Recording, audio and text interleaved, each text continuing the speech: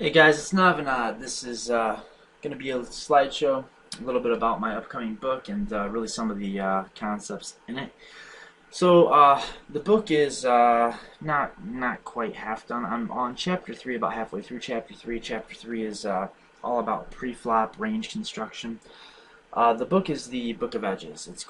That's the working title. I don't have a title yet. Working with the Book of Edges, the liberation of American currency, which of course is a love story.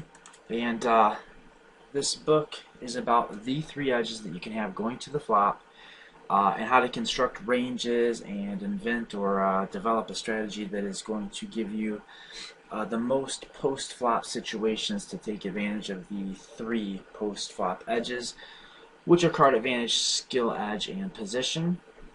So really the only other thing there is fold equity. So in any situation where you're thinking, how do I construct my ranges here? Should I 3-bet? Should I fold? Should I flat call? If you've determined that your hand is strong enough to play, then you need to look at a bunch of other factors before you decide if it goes into your 3-bet range or if it goes into your flat calling range. And if you're doing this properly, if you're constructing good 3-bet ranges, you know when to polarize, when to merge, when to flat call. Then you're going to find yourself in situations where you have one or more of the three edges going in your favor, because you're going to go out of your way to take flops in position with ranges that make sense to do so. You're going to go out of your way to target weaker players and try to play more pots against them. And you're going to go out of your way to construct ranges in such a way that you are finding yourself with the best hand, or the most appropriate types of hands going to the flop in each of many different situations based on four primary factors or fundamental factors, which I've broken down in the book, and a slew of other factors. So in a just point blank context, should I 3-bet or should I call? Depends on, if you've already established your hand is playable, you know that you can do better than folding, and the only question really remains is, should I 3-bet or should I call? The things that you need to consider your fold equity, but then you also need to consider your hand's equity versus your opponent's original opening range, and your hand's equity against the calling range that you would leave your opponent with if you 3-bet and he decided to flat call you. Then you'd have to consider how often you expect your opponent to 4-bet and what you plan to do about that 4-bet. So if you've got like a really nutted value hand, aces, kings, queens, ace, king most of the time, you're just going to 4-bet and plan to stack it off in just about every situation, in most situations. But beyond that, in other situations with other hands, things can get a little bit more murky. For instance, if you're on the button with ace-10 suited facing a cutoff raise, or if you are under the gun +1, under the gun opens and you've got ace-queen suited or ace-jack offsuit, king-queen offsuit, pocket jacks, things get a little bit murkier in these spots. Or if you're in the big blind with ace-2 suited facing a button raise, or if you're in the big blind with jack-8 suited facing a cutoff raise, there's a lot that goes into a 3-bet. And of course, the situation that you're in right here, right now, your sort of vacuum situation, your vacuum considerations. What's going to happen if I 3-bet this hand right now is a primary consideration. But you also have to look at things like, if I'm 3-betting this hand, what other hands am I 3-betting? So if I 3-bet this hand, what effect is that going to have on the other hands in my range? If I have aces and I'm 3-betting the aces, if I'm only ever 3-betting aces, then my opponent's going to make very tight and exploitative folds against me. So if I'm 3-betting a hand like ace-ace and a hand like king-king, what other hands am I going to put in my 3-bet range to make sure my opponent can make mistakes against my 3-bets? Especially when you have a hand more like pocket jacks. If I'm 3-betting jacks, what else am I 3-betting? And if I 3-bet this hand, what hands am I going to be flat calling with? And what's that going to leave me looking like? What's that going to leave my range looking like when I do call and go to a flop that's ace XX, or that's 2-2-2, or that's 8-9-10, or that is 7-6-5. So the way you're constructing your specific ranges from each position, especially your 3-bets, these hands that you do or do not 3-bet, that you flat call versus an open, or you fold to an open, or you 3-bet to an open, you have to remember that what you do to one range, whatever hand you include in one range, removes it from the other ranges unless you specifically plan a split or mixed strategy. If you think both things are about zero EV one way or the other, and you're going to sometimes 3-bet this hand and sometimes flat it. And just looking at the hand I have right now, it's not good enough. You have to look at your hand in relation to the rest of your entire range, and you have to ask yourself, on balance, is the outcome of 3-betting this hand good enough when weighed against everything else, and could I use a better hand instead of this hand and maybe stick this hand in my flat calling range, just for instance. Another big question is, should I polarize or depolarize my 3-betting range? A polarized range means we're value betting very, very good, strong hands, and we're taking the rest of our continuing range and we're splitting it into our flat calling and kind of bluff or light 3-bet range. So if you're polarizing a 3-bet range, what you're doing is you're taking your entire continue range, you're thinking, I'm going to continue with these hands. And then you can kind of split them into 3 sections. The top section will be your value 3-bet range, and most of the time if you have a polarized 3-bet range and you're going to 3-bet the value portion, you're likely ready to get it all in pre-flop most of the time in most situations, at least against the person that open raised, with the value portion of your 3-bet range. Then you're going to have one step down, which will be your flat calling range, and then you'll have the hands that maybe aren't quite strong enough to flat call with, or they're very close, the hands that are right on the cusp. They're either the top of your folding range or the bottom of your would-be calling range. You'll turn those into light 3-bets. That's what's meant by a polarized 3-bet range. It definitely can make your 4-bets easier to play against. If you 3-bet a polarized range and face a 4-bet, then you know I'm folding the bottom and I'm calling or getting it in with the top. But whether or not you should polarize or depolarize, that's going to depend on the factors listed here. And really what it's going to depend on is my opponent likely to call, or is he likely to play very 4-bet or fold against this 3-bet? And if he is going to call a lot, then you should value merge and play like a linear value injected range. And if you think your opponent's probably just going to 4-bet or fold almost always, then you definitely want to 3-bet a very polarized range.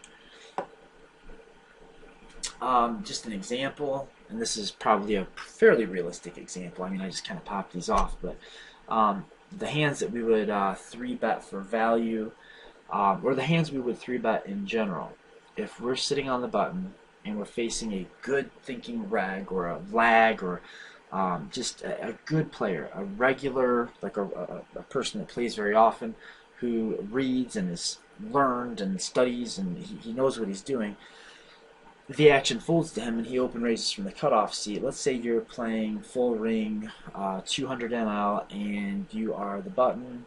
The guy opens the cutoff to $6. I'm sorry, we're playing NL 100. He's opening to $3. No, we were playing NL 200.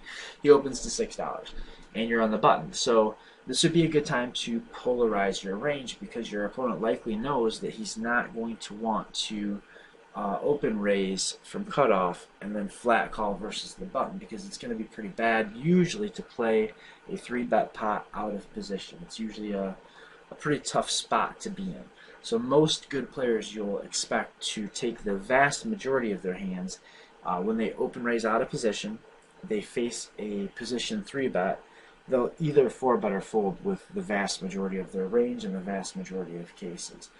So in that situation, we might just 3-bet the very top and the very bottom of our continuing range. So read the example here.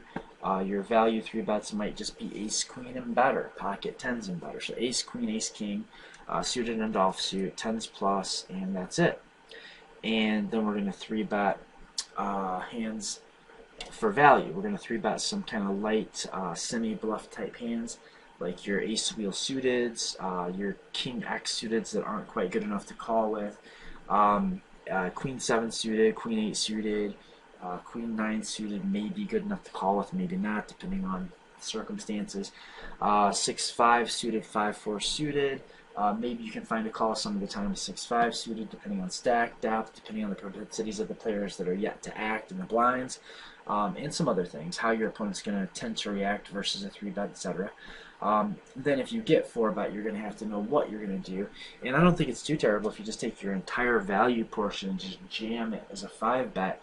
And maybe ace queen offsuit is not good enough to 5-bet jam in that scenario, but if not, then it's real close, and it has blockers, so we can probably use the bottom of that 3-bet value range as our 5-bet bluffing range. So maybe pocket tens, pocket jacks aren't quite good enough to 5-bet for value, but we should have some bluffs anyway, right? We shouldn't just only ever have aces, kings, queens, and ace king when we 5-bet jam. So maybe we round it off with jacks, tens, and ace queen. We know some of the time when we stack ace queen, the guy's going to stack jacks and we'll be in a flip. Some of the time when we stack pocket tens, the guy's going to stack ace king and we'll be in a flip. So not so bad there, not a terrible strategy, and pretty easy to remember. And then because we are in position and we feel like we're a good player, obviously, or we wouldn't be playing, then, well, we feel like we're good relative to the other players at the table, or we wouldn't be playing, or we're a degenerate gambler. Either way, we're going to want to play a lot of hands from the button. And maybe the flatting range given there are the hands that you just flat call with. And, you know, there could be some discrepancies here. You could think it out a little bit better, maybe use a program like Poker Snowy or the Card Runner version of it, or the G-Torb, something to construct a more perfect range. But I think this is going to be pretty good, and it definitely illustrates the idea of a polarized range. Now let's look at a linear range. Okay, so let's say that we are in the big blind and everybody folds to the button. The button's a good aggressive player. Button open raises. Now we're pretty deep. We're at least 100 big blinds deep. The deeper we are, the more we want to use a linear value range. And that's just because the deeper we are, the more likely we are to get called. The more likely we are to get called, the more value heavy that we want to make our range and the less bluffs we want to use. And it turns out that when we expect to get called the vast majority of the time, and we only expect to face a 4-bet when it's pretty much us running into the nuts, we want to use a very depolarized 3-betting range. So that might mean from big blind against the button, a range like ace 10 suited, ace 10 off, ace jack suited, ace jack off, ace queen. You know, all these hands are suited or offsuit. Ace king, king jack, king queen. Then maybe your pairs that are nines plus. So aces, king, queens, jacks, tens, nines for your value raises. And then you're going to value call with a bunch of hands too, because, you know, and it's going to depend on how big the open raise is. But if we're in the big blind, the small blind folds, so there's already some dead money in the small blind, and the big blind makes it something like 2.5 or 3 times the big blind, then this range is probably appropriate. Our suited aces that aren't good enough to raise with: king queen, king jack, king 10, queen jack, queen 10, jack 10, king 9 suited, queen 9 suited. All the really good suited one-gappers, and like the very best suited one-gappers. Maybe even 9-7 suited should be on here. That's a pretty good one. Maybe, yeah, that's probably about the list right there. And then you're just flat calling with those, and your value raising with your the top. So you're just kind of picking a cutoff hand. And let's say you're picking a cutoff ace, which would be like ace 10. You're picking a cutoff queen, which might be, well, I'm sorry, king, which might be king queen. And actually you could use king queen, I think, as either a flat call or a value raise in this situation. I would probably tend to throw it into the value raising range. Yeah, in fact, in a merged range for sure we would. So somehow king queen and king jack both got put on the slide. I think I was going to put suiteds and offsuits, but actually I think probably just moving king, queen off of the value call and put it into the value raise slide will probably fix this up pretty well. King Jack could probably go either way. It depends on the sizing, depends on stack depth, depends on your opponent, your own skill, etc., etc., etc. But let's think about and look at what happens if we do 3-bet and we face a 4-bet. Well, when we 3-bet, we have a very value merged range, and we probably expect that our opponent is going to be 4-betting a very tight range. So I think what we can do in this situation is just take the very top of our value raising range. Since we don't have a bluff 3-bet range, we can't just drop the bluff part of our range and then work with the top of our value range. I think in this situation we would take just the very tip top of our value raising range, and maybe if we're looking at a 4-bet, we can flat with just a couple of hands, like maybe pocket jacks, take a look at the flop, maybe pocket tens, maybe aces for balance, maybe not, and really try to mostly get it in with aces, kings, and queens in this situation, and fold the bottom of it, and maybe have a couple hands that you're going to flat with, depending on whether or not you're going to be essentially turning your hand face up against your opponent. If you are turning your hand face up as exactly pocket jacks when you flat call this 4-bet, then you might want to splash in some ace 10 along with like some 7-6 suited in this range also. Yeah, so until next time, guys, I think that's going to wrap it up. Navanat over and out. Good quotations, Luck.